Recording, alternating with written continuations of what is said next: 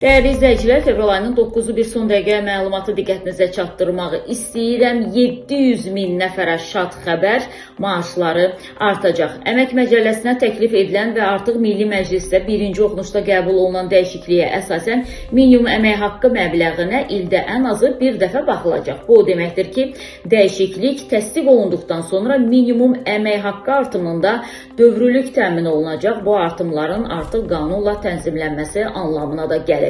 Global Net xəbər verir ki, bu açıqlama ilə millət vəkili Vüqar Bayramov çıxış edib. O qeyd edib ki, minimum əmək haqqındakı artım sadəcə aşağı maaş alanların deyil, eləcə də vahid tarif cədvəlinin bütün pillələr üzrə əmək haqqlarında artımları təmin eləyəcək. Belə ki, dövlət büdcəsindən maliyyələşdirilən sahələrdə çalışan işçilərin aylıq tarif maaşları minimum əmək haqqı artırıldıqdan bir ay müddətində yeni məbləğə uyğunlaşdırılaraq artırılır.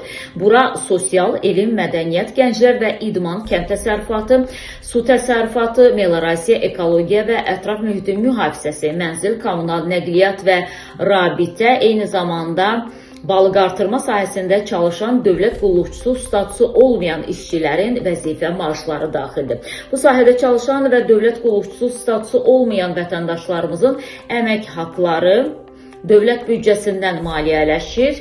Vahid tarif cədvəli üzrə cədvəldə maaşlar 17 dərəcə üzrə müəyyən edilir. Hazırda ən aşağı maaş 400, ən yüksək maaş isə 1150 manatdır. Minimum əmək haqqının dövrü olaraq artırılması praktik olaraq bütün dərəcələr üzrə artımlara səbəb olacaq. Bu zaman əmək haqqının minimum səviyyəsindən az və çox olması xüsusi önəm daşıyır. Bütövlükdə minimum əmək haqqının artırılması 700 min vətəndaşımızın maaşının artmasına səbəb olacaq deyə Milli Məclisin üzvü Vüqar Bayramov qeyd edib.